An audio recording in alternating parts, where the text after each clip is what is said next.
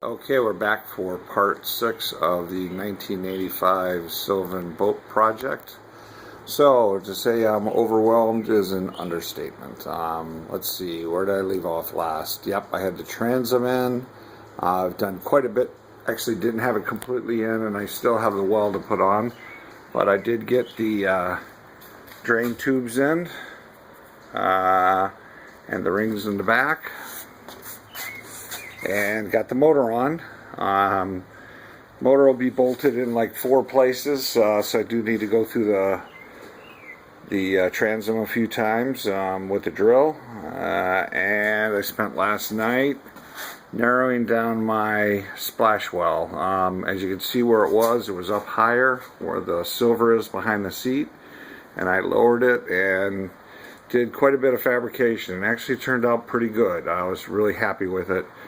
That I could get it back together looking like a real splash well. Surprising. But I did get my seats in, and fortunately this driver's seat, I've got an adjustable pedestal base on it, so I could move it back. I didn't know quite where to put it, and I definitely needed to have that extra room, or that adjustment to be able to reach the tiller.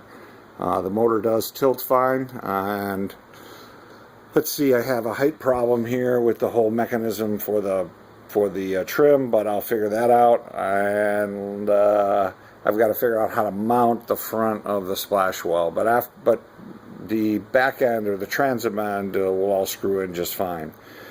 So I got my seats, tried out my pedestals for the first time. The temperature seats, they seem pretty good, made in America, all plastic.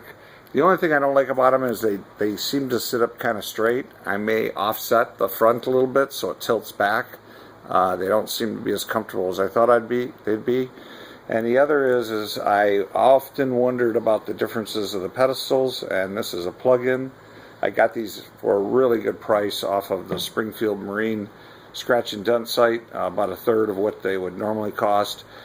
But I'm thinking I know what the tapers are for. These are just the standard plug-in, and they do wobble a little bit. I imagine the taper fit is a nice snug fit, and the base feels nice and snug. So I'm a little disappointed about that. It's not too wobbly, but it's enough to where it wasn't what I was expecting. So I might put a little Teflon sheet or something in there to try to tighten that up.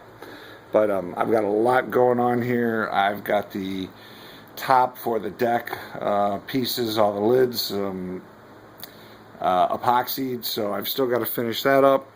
I've got the carpet in, I've got the seats, I've got all kinds of hardware. It is just like I said, I'm completely overwhelmed here trying to get this all figured out. Trying to use it next week, which will be a bit of a stretch, but I do have just about everything I need.